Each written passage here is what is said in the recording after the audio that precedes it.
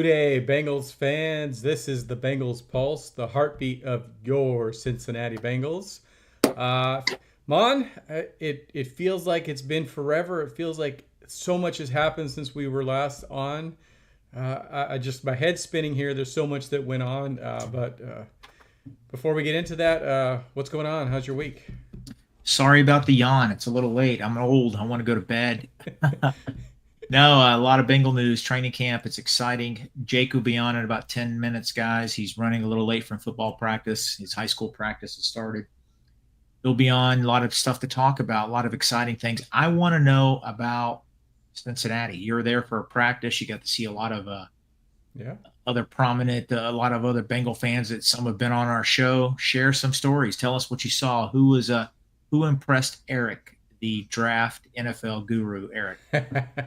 I mean, Yoshi is impressive. Yoshi with the blonde hair and the, man, Yoshi is ripped. Like you know, I posted a video of it, but man, season three, dude looks like he's coming out ready to go. I just have to say, I got to apologize to the city of Cincinnati. I didn't mean to bring the Florida weather. Like, I bring it during the winter and it's nice. It's been mild since we've been coming up there. But good God, it was hot out there. And there were people, they served these cool lemonades and ices at training camp. And those things were going like hotcakes. So I do apologize for bringing that weather. And I brought it home. So hopefully you guys are having a nice cold front. We tried to go out to the golf course today, and it's still very very hot out there. So I don't know. This is honestly, for you Ohio fans, Kentucky fans, this is the hottest summer I think I've had in Florida since I've been here, since the 80s. It is unbearable hot. There's heat advisories. It is really bad, and I am beyond grateful. I was really bummed out because we had to spend a lot of money on an AC. I'm glad we did because it's working really well. But it's hot, and you should have kept it up there in Cincinnati. Apparently you brought a lot of violence to Cincinnati also. Some crazy things happened. You brought that Florida craziness up there. you Um, know, they that told me that's a not to bad. carry the guns, and I was it was just you walk around with this Bengals cutoff shirt, and that stuff happens. But for Mon, you know how it was out today. That's how it was in Cincinnati. It was heat advisory. It was crazy. We walked into training camp, and they gave us all these uh, ice water soaked Bengals towels, and those things were like dry within like 10 minutes. It was crazy. The other day at work, it was a pretty slow day at the fire department. We had like 4 or 5 calls, nothing major, but we were outside. I think I took 4 showers because, I mean, just the simplest of calls, you're dripping in sweat. It's unbearable. I drank so much water and Gatorade. I mean, it's dangerous. I mean, they actually sent out an email, be careful training because the heat index is so high. They don't want any firemen getting hurt. So yeah, it's crazy. Everybody that's in the hot weather, doesn't, not just in Florida, it's throughout the country. Be really smart about it. And about Yoshi Voss, yeah, I saw some pictures of him. That dude is put together. He has really been working out. He's one handsome devil. The ladies like him, and he reminds me of me in my younger days. And he looks primed to have a really big year. I mean, one thing about our Cincinnati Bengals, when it comes to wide receivers, we have that figured out.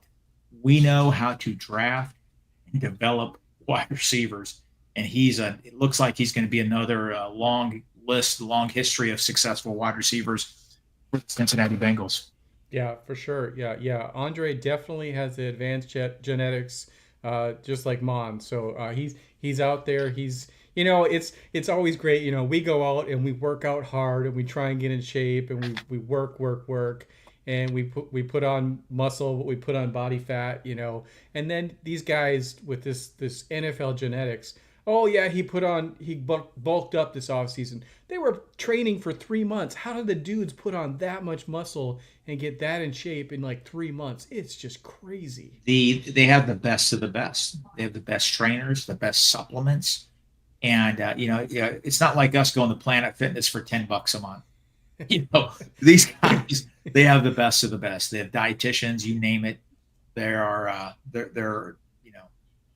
that's the professionals, and their body is the what makes them that money. So you know, hats off to them. And I just want health for our Bengals. If you're following the pulse of the league, there's a lot of prominent players nicked up and hurt. I don't want any player for any team to get hurt. I don't root for that. And I just hope our team stays healthy. But Eric, let's get back. Somebody asked us, how did Dax Hill look? Give us So some what you saw. Talk to us. yeah, I didn't see a lot of individual plays from Dak. So where we were situated, we thought we scoped out. We were on the side of the field that was closest to Paycor Stadium. That's where they've been doing 11-11s the whole time. Well, for whatever reason, they set up on the other field, which is fine. We were right there. It should have been good. Well, then they add on top of that, they were going the other direction, and all the players were standing by the end zone. So basically, they obstructed our view for 11-11. So we really didn't get to see individual performances. What we did see was a lot of over the middle completions for Joe Burrow. They were installing the kind of the intermediate throw. So in that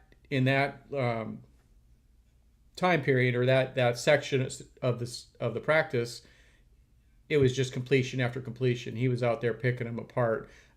We did get to see a lot of guys winded. Shamar Stewart was his first practice, and you could tell it was his first practice. He was out there in the heat. He was clearly feeling it. But man's a specimen, just a giant out there amongst men. To make them look small is crazy. Like I said, I didn't get to see individual stuff from Dax Hill. What I did get to see was some. When they eventually came back, we got to see some really good plays from Jermaine Burton. Tell you the guy that stood out to me the most, it was Isaiah Williams. And I'm really concerned for Charlie Jones, because Jermaine Burton was back there taking punt returns. Isaiah Williams was taking punt returns. Charlie Jones was taking punt returns. Isaiah Williams just looks different. He's just shifty. He's fast. He made an amazing catch from Joe Burrow. It was a diving catch in one of the 11 sessions that they had. I don't know how Charlie Jones makes this team. Right now, he's basically our kick returner, our punt returner. But what Jermaine Burton and Isaiah Williams were showing, I don't know. I don't know why we need to keep Charlie Jones on the team when we have these guys that are just a little bit better at it.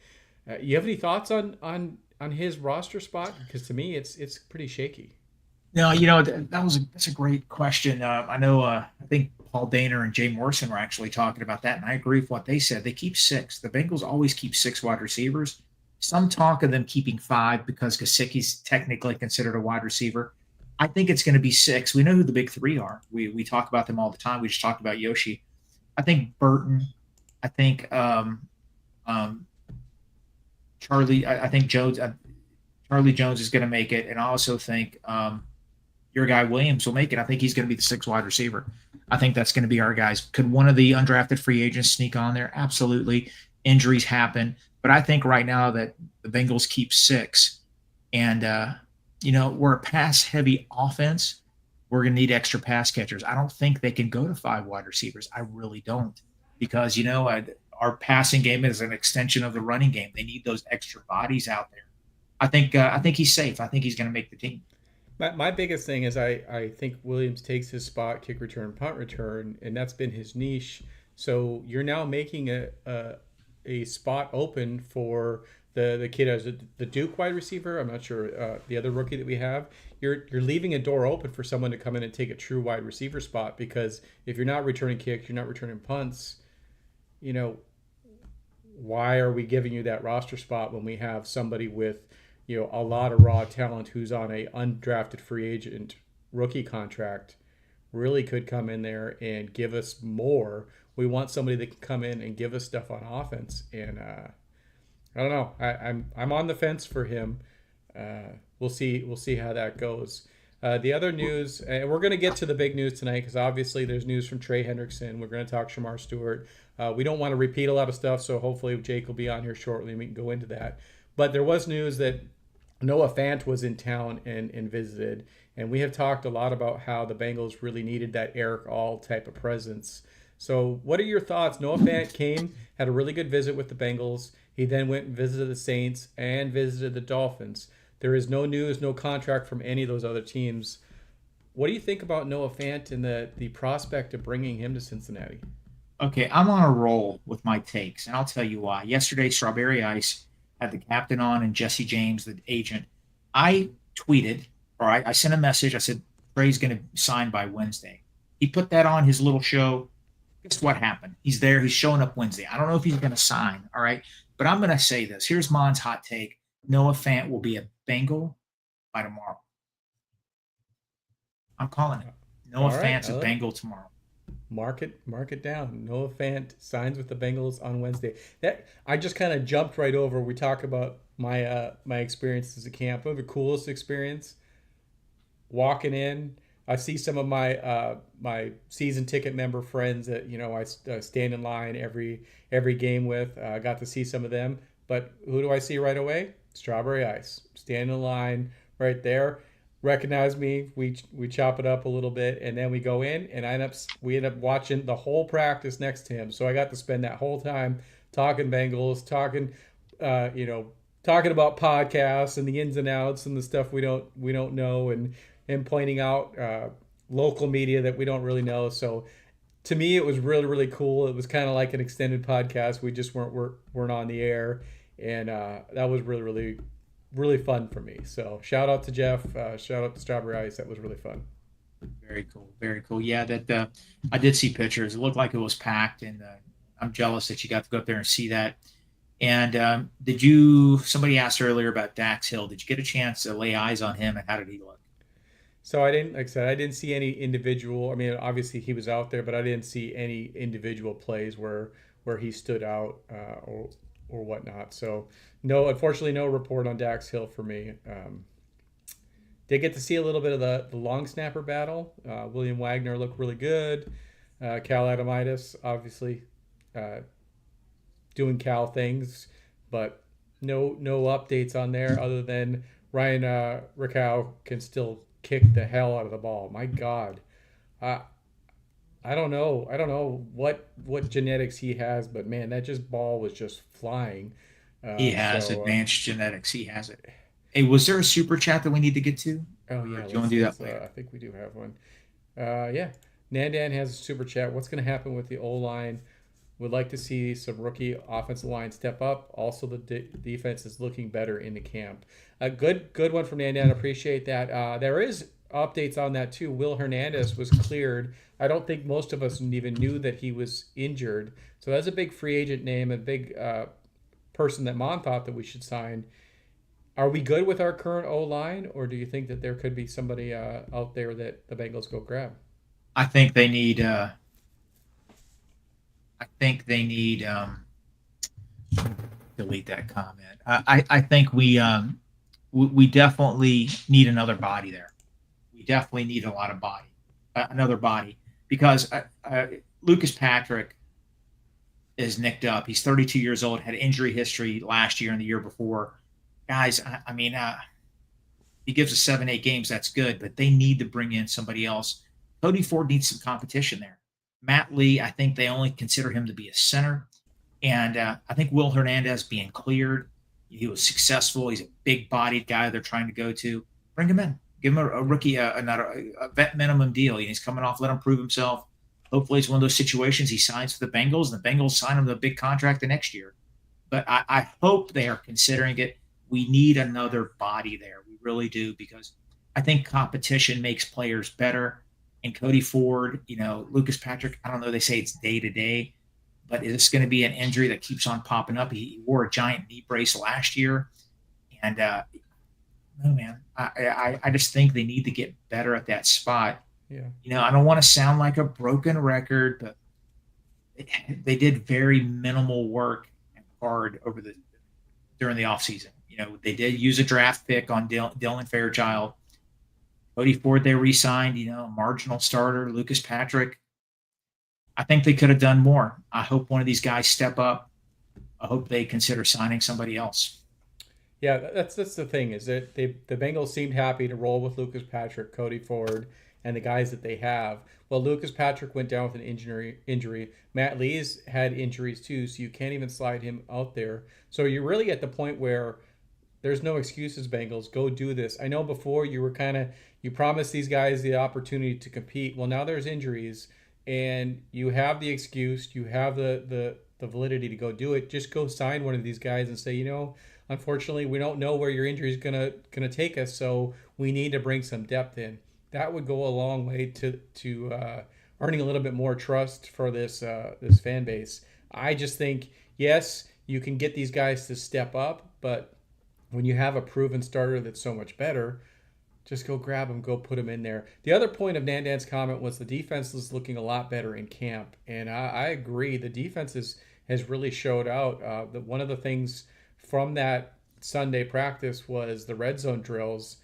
They shut down Joe Burrow. They shut down the offense in the red zone drills, and that's huge because those are 4-point plays. They get those stops, and you're going from scoring 7 to scoring 3. Welcome in, Coach. We saved all the big news for you. We were just talking a little bit of defense and offensive line here. What's going on?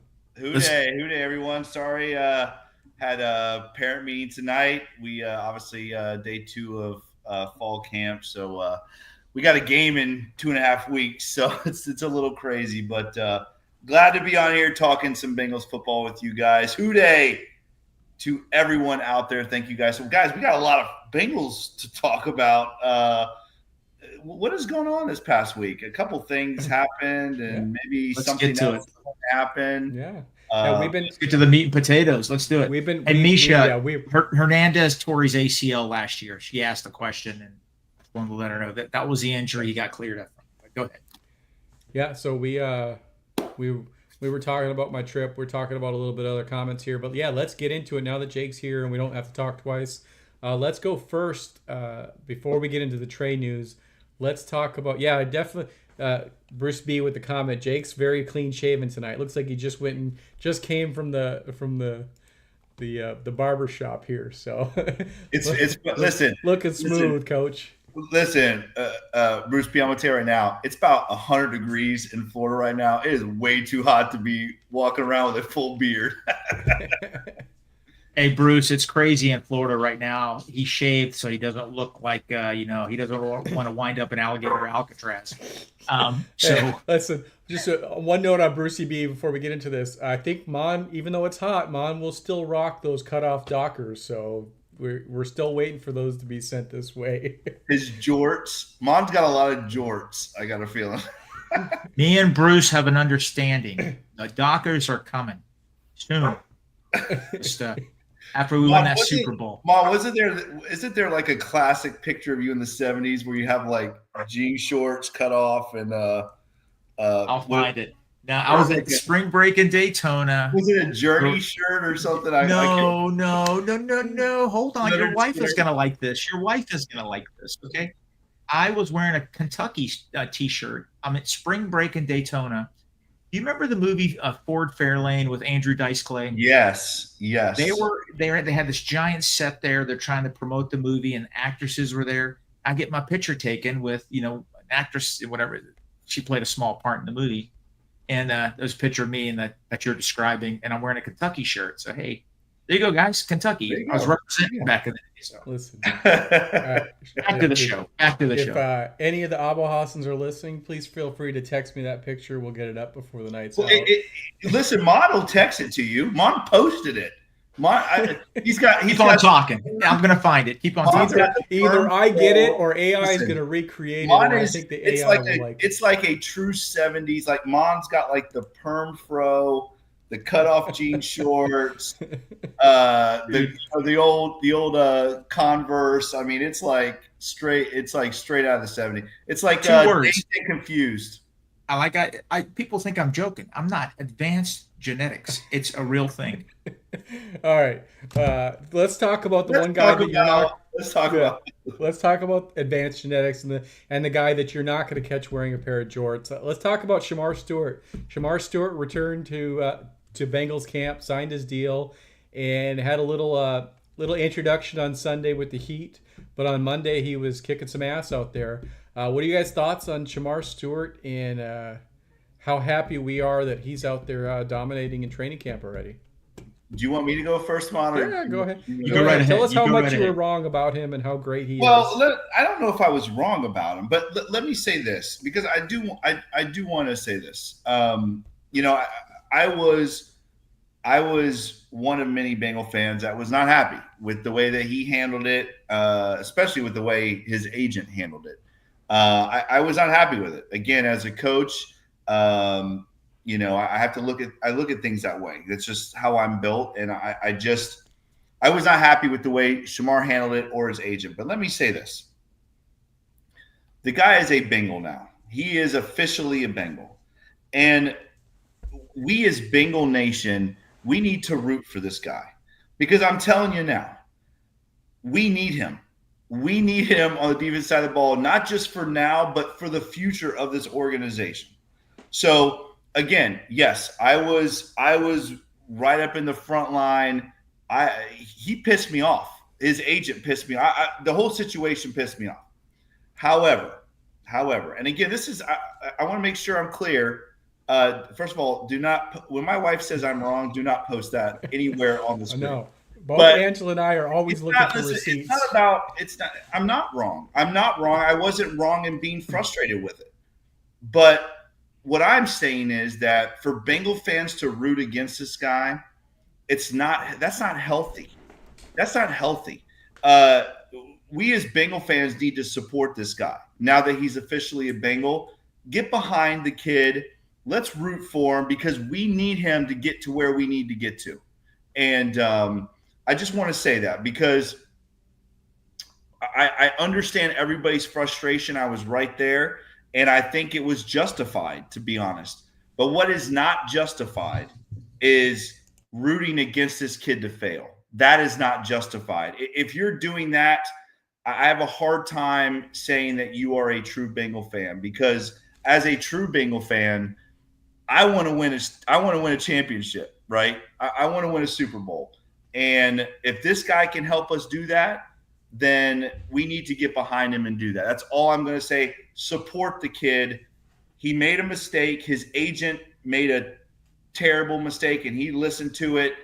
It's over with now. He's officially a Bengal. Let's root for the guy. Mon.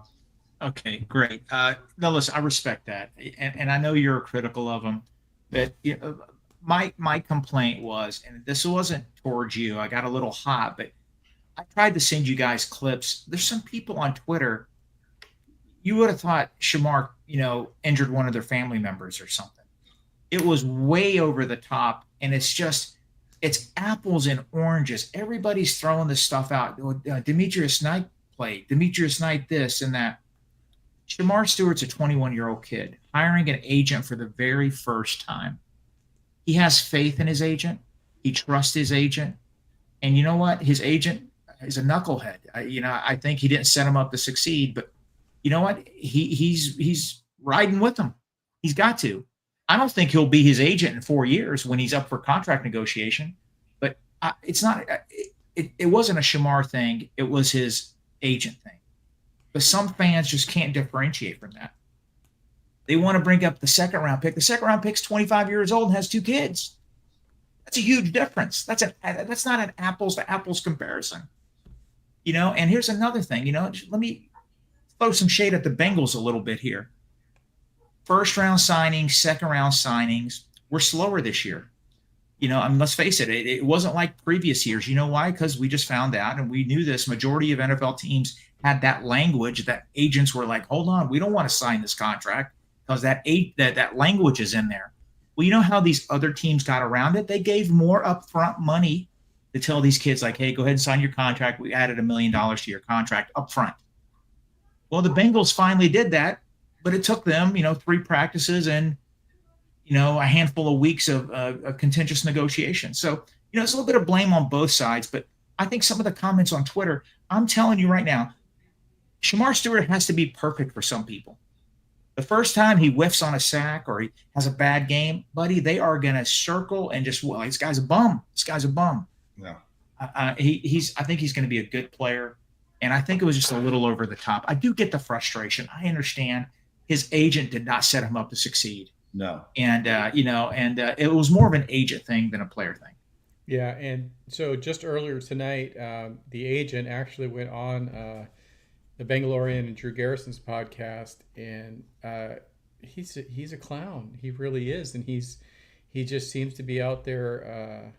I don't know if he's trying to make a name for himself or what, but we even saw that the Ravens receiver who fired him was going off. The guy was trying to get more money from him, do this or do that. So he seems to be definitely a unique character. He did not clarify or earn himself any credibility tonight in his interview with Drew and Bengalian. So it is frustrating because, like you said, Shamar Stewart hired the man. He's got to trust him. He's going to take the advice. Shamar Stewart's 21, like Mon brought up, and we brought up before. There's a whole lot of difference between a 21-year-old and a 25-year-old. Life experience, how your brain forms, everything. He's got to trust his people. When his guy tells him it's not a good deal, it is what it is. So it's frustrating, but now that we got him in there, he doesn't have to listen to his agent anymore about that. He's going to listen to his guys. He's going to listen to the players, his coaches. And we did see immediately Jerry Montgomery getting hands on him, helping, walking through plays, correcting him things. That was a big thing that came out of that Sunday practice, was hearing his interview about how hands-on Jerry Montgomery is and how excited he was for that, because if you don't do something right, Jerry's going to correct it, and that's great. Now, little transition here. The other news just came out earlier tonight, and a lot of people have already talked about it. But big things, excitement for me is Trey Hendrickson is going to report to camp tomorrow. And to me, that's huge whether we get a deal or not, because he's going to be there and he's going to be able to mentor Shamar Stewart, even if it's a hold in. Go to Mon first. Mon, does this mean that, I know you predicted that Noah Fant's a Bengal tomorrow. Is Trey Hendrickson extended tomorrow, or what do we got here? I think might be a few more days for that to happen. I just hope he doesn't come in. I hope it doesn't become a distraction where every question's about him. I'm glad he's going to be there. I think that's good for him to be ready. We don't want any hiccups week one. We want him to be ready, prepared. It's a positive thing. It's a good thing. On Get Up this morning, ESPN reporter mentioned that it looked like it was pretty much a done deal. The money is pretty much there. It's just the guarantees are holding it up. Estimate between $6 and $10 million in guarantees is what's holding up the deal. So they're close. They're really close. I think it gets done this week, and it's a positive. He's our best defensive player, and we cannot argue that. Yes. So we need him to come in, and we need him to mentor these other guys, like he said he wanted to do. And I'm glad he's coming in, because that's one less distraction. Well, I mean, to me, this is definitely a sign of a deal. It was reported, I think, yesterday by Rappaport. I believe it was Rappaport that, again, if I'm saying the wrong person, I apologize, but I believe Rappaport said yesterday that Trey's not coming back into town unless the deal's done. So this is, to me, a sign that the Bengals and Trey are close enough to where, pen and paper, Trey wants to be in town when pen and paper hits so he can get to practice. So to me, the fact that he is going to be at camp tomorrow, I would say there's a very good chance that we have a deal done very, very soon, because I don't think Trey comes back into town if they're still far apart enough to where, Trey thinks it's a waste of his time, because like I said, the reports yesterday were pretty much that Trey was dug in and, he wasn't going to play on this deal. So to me, him reporting says that we're probably going to see a deal in the next day or two, maybe even tomorrow. I mean, who the hell knows? This whole thing has been crazy. We have gotten so many different stories. This thing has been so twisted and turned. It's like, I don't know about you guys, but I feel like it's like this emotional roller coaster. It's like one day we hear this great news, it's close, and then all of a sudden he's back in Florida, and then so I just, for me, I think for the distraction part of it, this just needs to get done because guys, once this gets done, it we're ready to roll. You know what I mean? So and I'm with you, Eric. I do think there's a big part of this is getting them in here and mentoring these young guys like the Miles Murphys and the Joseph Osais and obviously Shamar Stewart now. I think that is a big part of it. So we'll see if Trey Hendrickson signs tomorrow. It is obviously going to be very big for this team because this team cannot win a Super Bowl without Trey Hendrickson. I'm just telling you that, listen, this offense is probably the best damn offense in football. It was top 3 last year, and we didn't make the playoffs. Trey Hendrickson, we have got to have a playmaker or two on defense, and Trey Hendrickson is that guy for us. So as much of a homer as I am, if Trey Hendrickson's not in stripes, it's going to be hard for the Bengals to make a serious run to the Super Bowl. But if you have arguably the best pass rusher in the NFL on the defensive side of the ball, because I'm going to tell you, we've all talked about this. The one thing we are all looking forward to at camp is, watching this young defense come together under Al Golden. And I'm going to tell you, man, this defense looks good. There is attitude out there. There's a lot of back and forth. The defense won. Was it yesterday? I think they said the defense won. The pass rush was good yesterday as well. So you add all of these young guys that are running around making plays on defense. Cam Taylor-Britt looks like he's back to doing his thing out there, making plays. This team is – it really could be unstoppable with adding Trey Hendrickson to this defensive side of the ball. Sure. So before we do have a super chat that I'll get to here, but before we get to that, we've heard talk where the Bengals, the money is there, but we're worried about guarantees now. The Bengals want a guarantee this year. Trey wants all 3 years guaranteed. Do we think, and I'll go to Mon first to get your opinion on this, and then Jake, do you think that the Bengals are going to make a concession and guarantee the second year or some type of compromise that gets us there? Do you think that that's going to happen, or is Trey going to have to give in? I think there'll be a compromise. I think, according to Jeremy Fowler, the Bengals' final offer is what it is, but I think there'll probably be a little bit of a movement, some movement. He's going to be there. I just want to piggyback on something that Jake said about the defense. Our defensive line is going to make the biggest difference for the team this year. I said they're going to have 50 sacks. I'm going to die on that hill. Guys, just think about it. Trey Hendrickson's coming back. 35 sacks in 2 years. NFL All-Pro last year. Miles Murphy, first-round pick. Shamar Stewart, first-round pick. Chris Jenkins, second-round pick. McKinley Jackson, third-round pick. All right, Joseph Osai, third-round pick. That's a lot of quality draft capital. High draft picks that are supposed to produce.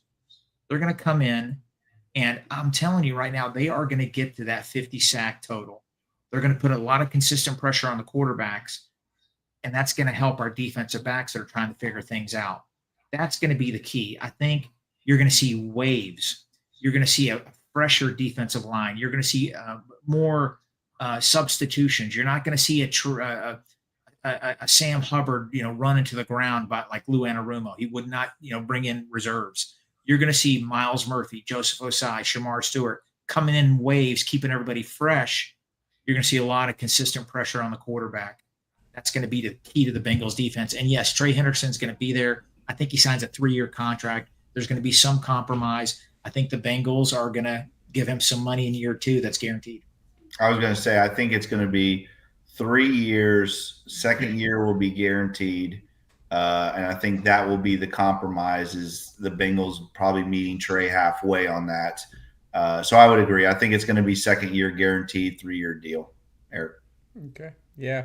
I'm leery that I don't think that they'll do that. So I'm hoping. I kind of feel like it's different than Shamar. Shamar they bumped up when he got a bonus, so they really didn't change any wording in the contract. Just gave him money sooner. I think it's different. I think that Trey is going to need more to sweeten the pot.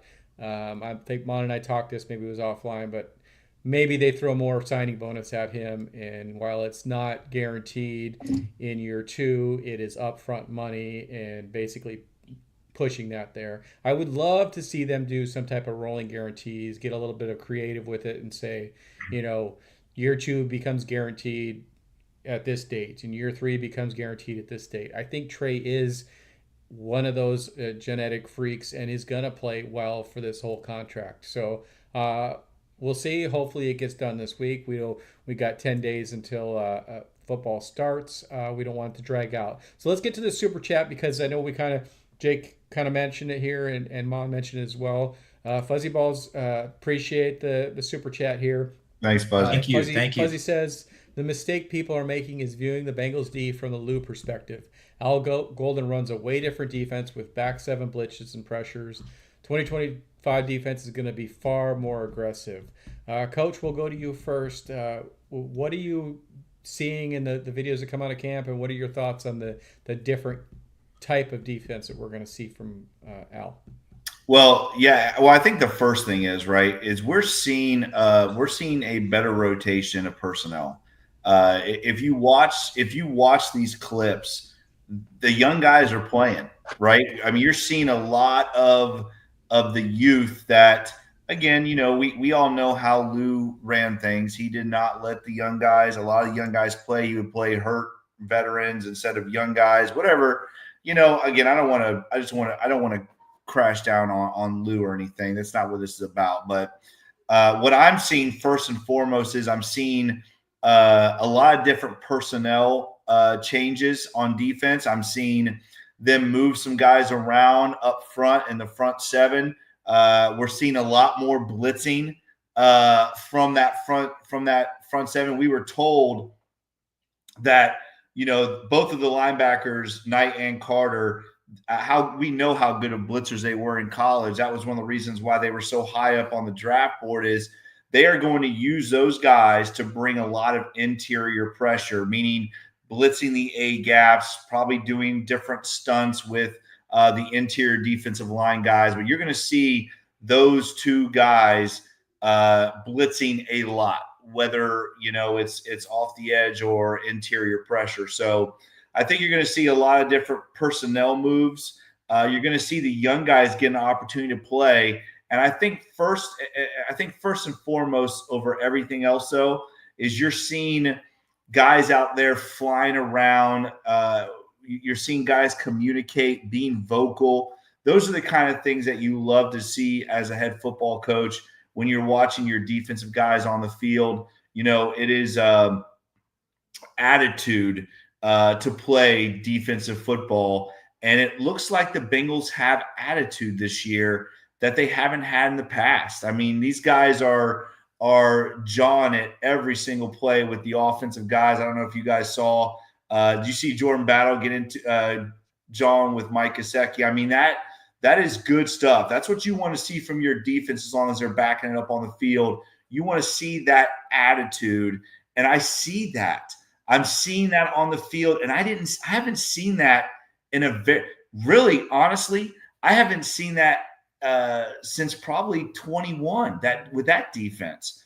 So that is a good sign, seeing that attitude, seeing guys communicate, and seeing guys fly around the ball. But I think personnel-wise, you're going to see a lot of different looks defensively and a lot of different pressures from the entire front 7, not just from the front 4, Mom. Yeah, I think there's going to be some growing pains. I think there's going to be some positive steps, but I think by week 6, 7, and 8, we're going to see a much better defense. I mean, something we should have done over the last couple of years. Obviously, we've talked about it numerous times. We don't know what we got with some of these players, and I can assure you they're going to be given every opportunity this year, this preseason, to see what they have. So Positive steps. I think if this defense can get into the 18, 19, 17, 18, 19 range in total defense, I consider that a massive upgrade. It is actually, but I would be very happy with that. And, slowly work our way up into the top 10 range, hopefully. So, got a lot of young players there that have a lot of potential. And we will see. First preseason games coming up on the 7th. Man, if we have a top 10 defense, you can count 17 and Joe in. Just mark it down. We just need a top 20 defense. I know you guys are getting greedy, but a top 10 defense, we're not losing the Super Bowl for the next 5 years. There was. What are your thoughts on Slayton? There's been some good buzz out of camp about his get off and how he's getting in there and disrupting plays. What are your thoughts on the impact that he's making so far, or what have you heard? Well, we heard in OTAs. Remember, we heard Joe Burrow talking about how much of a leader he's on the defensive side of the ball. How verbal he is, how much he's talking. We saw reports that he is mentoring a lot of those defensive tackles. I mean, listen, to me, this guy, he really could be. David said, "Don't sleep on him." He really could be that sleeper free agent. Remember, guys, when we went out and we got DJ Reader, and I'm not trying to compare the two, but remember how pleasantly surprised we were about how DJ Reader impacted this defense right away. I'm not comparing the two, but we heard the same stuff from DJ Reader that we're hearing from about with Slayton, as far as being a leader right away, mentoring the young guys, communicating, being vocal out there. We heard the same stuff that when we first got DJ Reader. So that to me is a very good sign. I'm very excited about Slayton. This run defense is going to be a lot better with Knight and with Slayton helping the middle of that defense, Mom. Yeah, you can make an argument that the last 26 games the Cincinnati Bengals defense has played has been arguably the worst defense in football. And that coincides with DJ Reader not being here. Obviously, he was a Detroit Lion last year. The year before, he was injured half the season. And the defense really, really struggled. The best Bengal defenses under Zach Taylor had DJ Reader. He occupied the middle, like you said. He freed up the linebackers. Pratt and Wilson really excelled when he was in there. They haven't had a real big body in there since he left. Last year, they tried to roll the dice with the 4 or 5 guys that weighed 310, 315 pounds. McKinley Jackson's 325 pounds, but he was a rookie last year. They needed a big body defensive tackle, and Slayton is that guy. Great run defender, and you know what? If he could occupy some blockers, let them linebackers come in. You know what? They drafted the kid from South Carolina because he's a great linebacker against the run. Knight.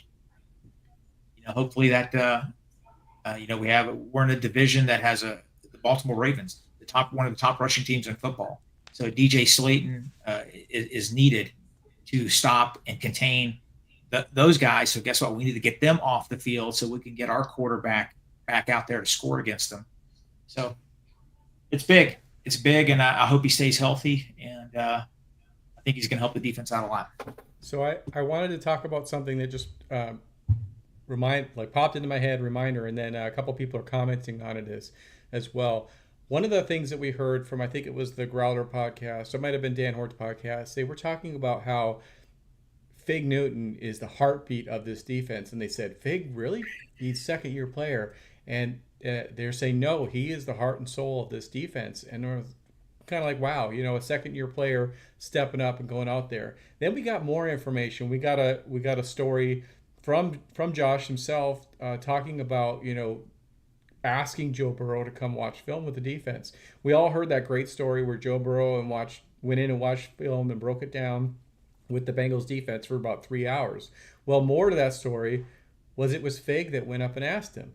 And they interviewed Josh, and he said, I wanted to ask him, and I figured if I go ask him and I ask him very specifics, he's not going to say no, and we needed that. So Josh, second-year player, has stepped up and is being talked about possibly being a captain because how he's being a leader of men. And he went up, asked Joe Burrow, very specific, come help us, come watch us, these types of plays, and spent 3 hours helping the defense break it down.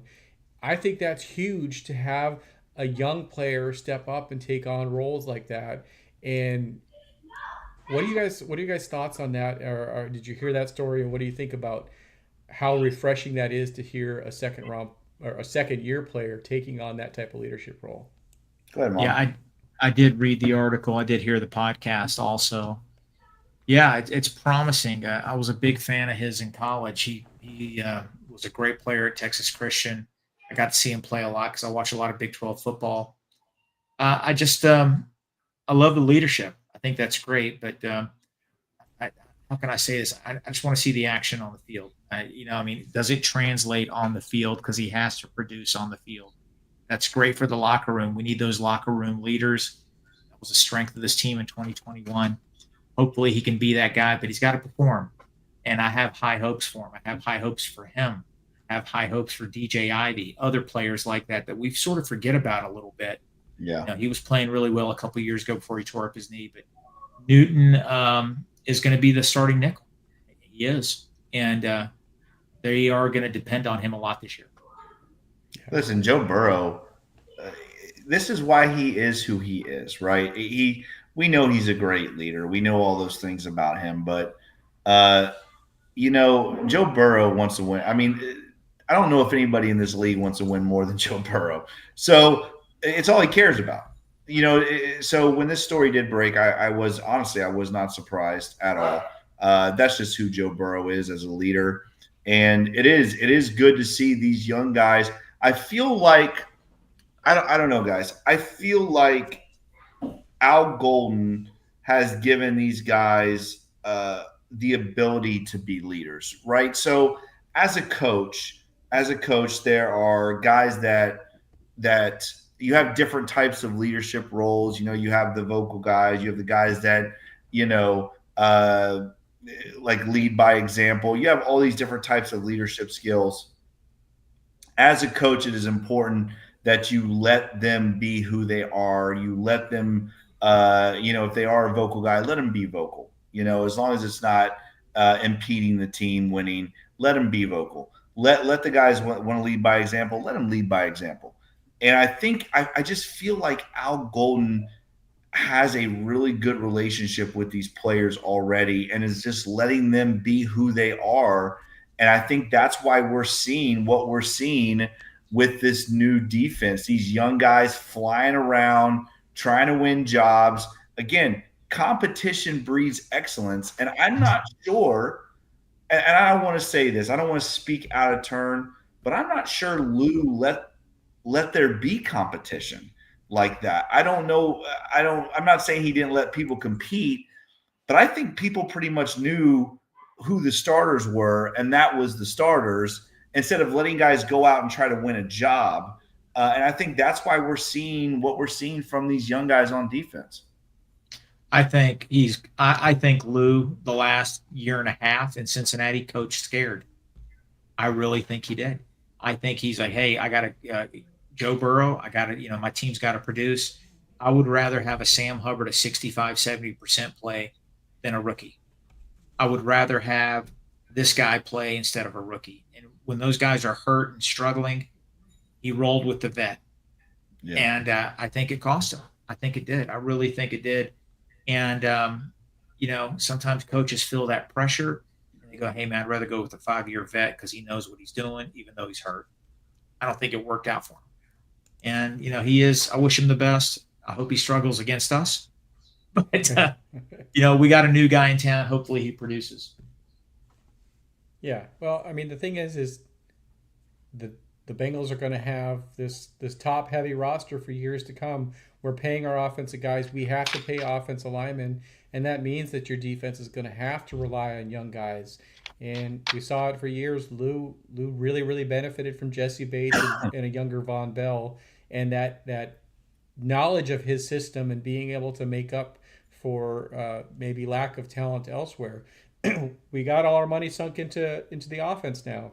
We're going to have to continue to roll with young players, and that's why the shift to Al Golden is imperative, and the simplified system. And it's we weren't all excited on Al Golden when he first came in, but seeing him out there, hearing his impact, and hearing the scheme that they're rolling with, I'm excited. I think it could be a top 15 defense. I think it's no way in hell that we're not a top 20 defense, and to me that gets us to the Super Bowl. I'm sorry. I just the freaking Reds. I just man. About I to know. have a I know. They're You want to ridiculous. recap what happened? I'm just seeing random tweets saying, "Oh my God, they're going to do it." Oh, they didn't do it. Oh my God, they're going to do it. They're So they're you want they're to just, recap what happened? no, they were up by 2, and now they got to run around. They're idiot. They should have been up by 7 because they had the bases loaded twice, and these guys want to come up and kill the ball Yeah, instead of that's trying to get a single. Just get a single. That's all you got to do. Everybody wants the home run, man. They want that kill shot. I'm right. sorry. No, you're right. You're right. They're so frustrating. I think. Listen, we've already talked about how frustrating. If you are not a Reds fan, just stay away. Because if you're frustrated with the Bengals front office, you will lose your mind being a Reds fan. I'm telling you right now, it is just it's great. Ross, I don't know if you saw this. Let me say this real quick because Ross, did you see Aaron Rodgers got picked off by Patrick Queen on his first throw, and there's a guy, I don't know who it is, but there is a guy that went on Instagram, I think, and he dressed like Aaron Rodgers. He wore like the ugly bumblebee thing. It is absolutely, if you have not seen it, you've got to watch it. It's absolutely hysterical. I'm telling you, this Steelers team is going to be an absolute circus. It is truly going to be a circus, and I am here to watch it. I'm going to be eating my popcorn while I watch it. You got the popcorn, you got the peanuts. To our audio listeners, Ross commented that Rogers has a darkness cave in Pittsburgh. My question is, is it a darkness cave intentionally, or did he just not pay the bill and the lights weren't turned on? No, that's his meditating. That's where he goes to meditate. He's living in Pittsburgh. I'd like to leave the lights off too, if I was there. So my buddy who's a Steeler fan, he's just losing his mind right now. He is beside himself. He cannot believe. Truly, again, they had such a crazy offseason, and it was really not productive at all. Besides re-signing T.J. Watt, but going out and doing what they did. Again, I do have Steeler fans that are friends, and they don't even want to talk to me about it. They're so pissed off. So, and I'm just sitting here eating the popcorn, just looking forward to watching it all happen. I think you got to pick better friends, Jake. Bengals fans are bust. But what they remind me of? You know what they remind me? I mean, they're better than this, but the Bengals went about, Achilles Smith. They went years trying to draft and develop quarterbacks. Yeah. And when you miss, guess what? You have a lull of just mediocrity or really bad teams. The Steelers were better than the Bengals in that last decade, but the Bengals could not hit on quarterbacks, and they paid for it. And so that's where the Steelers are now. They're having to go out and rent a player that's 40-some years old. Well, you're right. You're right about that. And I think I was watching Rich Eisen, and he was talking about the AFC North and how interesting it's all going to be, which I agree. It's going to be a very interesting division for sure. But you have so many crazy things going on in our division, right? You have the Browns who have 7 quarterbacks. They all suck. So they have to pick the least suckiest one, which is hard to do. I'm sure if you have 7 crappy quarterbacks, you got to pick the best of the shit pile. And then you have the Cleveland Browns. Then you have the Pittsburgh Steelers who literally have this circus going on around them. The Bengals just need to go out and start fast. And this division is the Bengals for the taking. I don't care. I don't care what Baltimore did last year. I could care less. The Bengals had them beat both games and should have beaten both games. This Bengals team, even with a crappy defense, had the Baltimore Ravens beat twice. So the Bengals just have to go out and they have to start fast. And I think I saw somebody put in the comments too, we have to beat those We have to beat the inferior teams from us, which we didn't do a lot of last year. We really didn't. I mean, we beat some of the bad ones, but and then the Reds just, oh man, the Reds.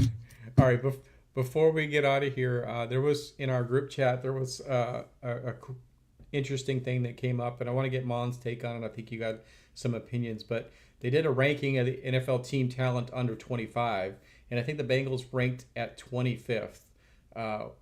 What are your thoughts on that ranking and where the Bengals have missed on their young talent? Go ahead, Mon. I think we touched base on it a little bit. Oh, come on, man. I told you, 2 out double. You got to be killing me, man. You got to be killing me. 2 out double. 2 out double. You got to be crapping me. Okay, what was the question? Okay, under 25. I'm sorry. Bengals talent under 25. Where have they missed, and how do they get better? These guys suck, man. The Reds. Okay, the deal is this: we don't know what we have yet because Lou Anarumo didn't play him. DJ Turner can be a stud. Cam Taylor-Britt, we've seen some good stuff out of him. Jordan Battle, we don't know yet. We don't know. Chris Jenkins is 24. McKinley Jackson. We have a lot of young players. Miles Murphy, he's under 25. So I'm not upset with the ranking. I'm not, and I'll tell you why. If you look at the top 7, one of them was like 18 last year, and they're all the way up at number 3 now. So you know why? They're in the same boat as the Bengals. They had a lot of young players. They didn't know what they had. And the next thing you know, these guys produced for them last year. I think it was the Redskins. The Redskins are like top 5. They were 18 the year before. So, the Bengals could be 20. They're 25 this year in that ranking. They could be 10 next year. So I'm not too worried about that. There was another one, Pro Football Network. We'll talk about that on next week's show. I mean, it was comparing what Joe Burrow has had to deal with in Cincinnati compared to other teams. It is shocking. The rankings. And, I'm not, Joe Burrow is the best quarterback in football because of those stats. And we'll talk about that next week. But the poll you're talking about, I don't have a problem with it because you know what? It is accurate because we don't know what these players are yet. We really don't. Yeah. And we're about to find out for sure. Well, I think, I agree with that, but I do think it's still, I don't know if 25. I don't know if 25 is right. I mean, listen, these rankings. It's so hard. It's so hard to look at these things and put any emphasis at all on any of that crap because they're never right. Right? I mean, for the most part, they're never right. I mean, you can hit a layup with a team like I don't know the Jets or the Jaguars. Like those teams are just not going to be successful. But for the most part, these rankings and stuff, I mean, listen, the Bengals have I think Vegas has them as like the 3rd or 4th best odds of making the Super Bowl. Everybody is all over the place with this team because I think they, like Mon said, they don't know what these young guys are going to look like defensively. But I'm going to tell you why that was that ranking for the entire team or was that just for one side of the ball? It's 25 and under. It's just the players under 20. Like Jamar's over that, so that he wasn't in there. And yeah, we have a lot of players that are 25, 26 years old. That's still young, and they're elite NFL players. But for example, like the Washington Redskins Commanders are ranked number 3, right, in talent, and they have their players listed under 25. It's an impressive list. But last year they were 18, so it shows you can move up because a lot of these players that are listed, they didn't know who they were the year before. So in other words, they're going off their production from last year. So it's, some of these guys, DJ Turner, Cam Taylor-Britt, all these other guys, and then next thing you know, the Bengals could be 10 next year, it could be 12, it could be 8. I think too, like we have a lot of guys that are borderline 25. I mean, maybe just over 25. We have quite a few guys, if I recall, that are just right there. So, I don't know. I don't really put very much stock into that. I think we got a good group of young guys, but like Mon said, I mean, we don't know truly what we have because they really haven't been allowed on the field. So we're gonna find out this year. There's no doubt about it. We're gonna find out where these guys are. Guys like Jermaine Burton who look great right now in camp. Obviously, Yoshi he's going to be a problem. He's an animal. I'm going to tell you right now that if Burton ends up being what we think he's going to be, this offense is unstoppable. It is unstoppable. They will score 40 points a game, if not 50. If Burton This is hardly. Sorry, if Burton has a huge ceiling, but if Burton is just a deep threat and catches go balls, this offense is elite. He could be so much more, but if he just adds that deep threat, like this offense is through the roof. Go ahead, Mon. No, this is hardly a news flash, Captain Obvious comment. I think there's 8 elite quarterbacks in the NFL. If your team has one of those 8, you're going to win a Super Bowl. All the other teams, what's the math? All 24 of the other teams, I'm sorry. It's not going to happen. You got to have one of those 8 elite quarterbacks. I will say this. I don't think Jalen Hurts is in the top 8. I think he's close. But his team was just so darn good in the trenches. And I think that was a total – to me, the Eagles reminded me of a 70s, 80s football team where, there's a lot of teams that, good to above average quarterbacks that their teams carried in the Super Bowl championships. Hurts is not average. I think he's a good player, but I think his team was just elite level production. Unbelievable. Really I think the top 8, we can name them. We can go back and forth. If you have one of those 8 elite quarterbacks, one of those teams is going to win a Super Bowl. We got one. Guys. The Super Bowl is going to come down to those 8 teams. It's going to come down to those 8 teams. Well, and Hurts too. Again, I don't want to take away from the guy who won a Super Bowl, but He's good.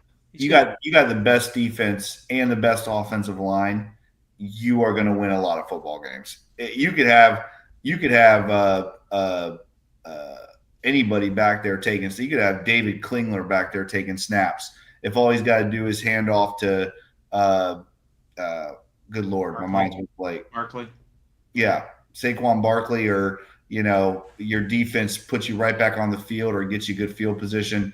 I mean, you could have anybody back there taking snaps. You're going to win a lot of games. Did you guys ever? I mean, my son Luke gave me credit when the Bengals lost to the Eagles last year. I said this. We were watching the game in Georgia. I said, man, that's the best team in football. They're going to win the Super Bowl. The Eagles their trench play was the best. I mean, they controlled the line. Every game I watched them play, they controlled the line of scrimmage. They did, and they are just built tough, man. They're built like a 70s football team. And old school. They are really old school. And they have lost some players though, so I don't think that they're road. No. I don't think it's the same team at all. Yeah. Hey, before we get out of here, are we going to talk about the other big news? We got our first 99. Right? I was literally, you took the words out of my mouth. I was going to say, before we get out of here, we got to talk about the first Bengal ever rated a 99 in Madden, Shamar Chase. Man, if this didn't happen, there should be some riots, because the man won the Triple Crown last year. He should be the number 1 ranked player in the NFL top 100 players list. But finally, shout out, congrats, Shamar. 99 Madden. Joe Burrow should be right there with him. Jake, what are your thoughts? Was that not awesome? The whole locker room scene with that? I mean, the Taco Cat shirt. Let me tell you right. Literally, I mean, that only Joe Burrow could pull off a Taco Cat shirt. That thing was awesome, right? And the whole back and forth, he's like yelling, he's like, 9, get over here. And he's talking about, he got his 99 and stuff. And that whole thing was I just love this team. I mean, how lucky are we? I think I put this in our text with Ace and Zim. How lucky are we that we have Joe Burrow and Shamar Chase and T. Higgins? I mean, how do you not love these guys? They are just so awesome. And man, oh man, I want to celebrate a Super Bowl win with those guys so bad. Yeah, I don't really follow Madden ratings too much. I mean, I do, but I'm not a big video gamer. But I can't believe T. Higgins at 88. I mean, that's insulting. Yeah. It's absolutely insulting. And man, I look at those, I'm like, why is he an 88? That's some lazy work out of Orlando, Florida, because that's what EA Sports is out of. Well, Chad Johnson is in charge of helping fix those. So hopefully they'll making a call at Chad. Joe Burrow could pull off a Taco Cat shirt, but I don't know if he could pull off. Oh, let's see. I don't know if he can pull this off. I'm not sure. Can Joe Burrow pull off the jorts? Can he do that? There we go. Look at that. Look at them. Look at those chicken legs. That was about 45 pounds ago, but that's 45 pounds of muscle now. I mean, the mustache has always been there. That is just outstanding. That has always been there, but the perm for the what is that, like a perm mullet? What do you got going on there? Man, that was my Aussie mullet, man. I was trying to be cool. I was trying to be back then. That's funny. You didn't have to. You had to try. Come on, Mon. Wasn't Mon just cool? Okay, you can take that off now, Eric. Thank you. I think we should put this on a shirt and. That's funny. Oh Lord! And we'll get Joe Burrow to wear it, and then everybody will follow the Pulse just based off of that. Well, listen, guys, Trey Hendrickson back in town tomorrow. If news breaks, we are the Bengals Pulse will be here to talk with you about it. Again, stay tuned for all of that. Guys, thank you so much for joining us tonight. We had so many awesome comments tonight, questions. Thank you guys so much for jumping in here and talking Bengals football with us every week. Hey, isn't first preseason game this weekend too? Isn't a Hall of Fame first game? preseason game? Hall of Fame game is on Thursday, so I think it's on Thursday, right? There we go. Man, you know what? I got to say something real quick. Can I rant? Can I just rant? Is it going to be about an the Reds? hour and 6 minutes in? Rant away. I'm sorry. No, listen. If it's going to be about the Reds, you're just going to piss me off. They lost. Okay, but you know what kills me? They lost to the Dodgers. $300 million payroll. No salary cap in baseball. They can buy any player they want. L.A. De La Cruz will be a Dodger one day. McLean's from Los Angeles. He'll be a Dodger one day. And I'm telling you right now, baseball is effed up because they don't have a salary cap. Yeah. The Reds can't compete. The Pirates can't compete. They can't do it. The Reds have a 6-year window to make it happen before Ellie becomes eligible to leave. Man, I just don't lose to those guys. And why am I wearing a Dodger colored shirt? That's why they lost. That's why they lost. It's frustrating, man. And I know we'll maybe have a Red show coming up, but that's what frustrates me about baseball. And that's why we're lucky football isn't that way. The NFL isn't that way. Yeah. That's why our Bengals are relevant. They lost because right. we've been teasing this Reds Pulse, and it hasn't happened yet. And until it does, they're not going to take first place. They're not going to go on a run. Come on, guys. They did go on a run, but that is there's not a team I hate more than in baseball than the Dodgers, man. That is slowly dwindling. These games right here, when you have talented teams, to me, this comes down to managing. And again, I'll be honest, I'm not sold on Terry Francona. I was the first one that was like jumping up and down when we hired him, but I have not been impressed. I'm gonna be honest with you. I am not impressed with Terry Francona at all. So damn it, Jake. He was the first guest on the Reds Pulse, and he just canceled. What the hell? I'm happy with him. I mean, I'm joking, Terry. Jump on the Reds Pulse. No, I'm sorry for the rambling there. I'm sorry about rambling, but man, I tell you, that's the last team I want to lose to. I mean, they're like the Dodgers and the Cardinals and Steelers and the Ravens are like the teams I dislike the most in professional sports. And I'm going to add the Florida Panthers. Florida fans, come at me. They're the teams I dislike the most in sports, period. And the Texas Longhorns football. And anybody else? That's it. We're done. Baltimore Ravens. Any team that plays Space Coast, I don't like them either, except Titusville. Hold on. Boo Titusville. That's why we lost. You're wearing that blue shirt. I know. I screwed up. All right, hey guys, let's get out of here. Guys, if you like this podcast, make sure you like, share, and subscribe to this podcast.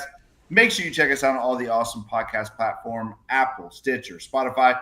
As always, follow Mon on Twitter @TheFireMon. Follow me on Twitter @CoachJakeOwens9. Follow Eric on Twitter at eFlash with 2 H's 88. Follow the Cincinnati Podcast on Twitter. Follow the Cincinnati Podcast on Twitter at Cincinnati Pod. And as always, follow the Bengals Pulse on Twitter at the Bengals Pulse. On Instagram, the same without the at the Bengals Pulse. Guys, thank you so much for jumping in here. Again, we love you guys. We appreciate you so much. If you like this podcast, make sure you give us that 5-star review. We would very much appreciate that. I see the pointy finger from Eric. Eric, do you have? We will be back Thursday, and hopefully we'll be talking about Trey news.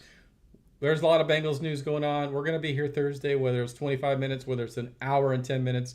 We will be here Thursday, and there will be news. Mon predicted Noah Fant. Trey will sign right after Noah Fant. Will Hernandez will be here. God, please. Brandon Scherf, that's just going to go off. It's going to be all to support. What about a safety?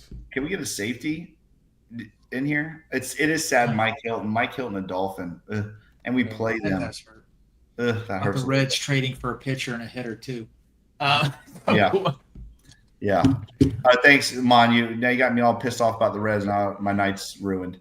All right, guys. Hey, as always, make sure you check out all the awesome podcasts right here on the Wednesday Podcast Network. He is Eric. He is Mon. I am Jake. Hooday, Bengal fans. We will see you on Thursday. Trey, let's get this thing done, Trey. Let's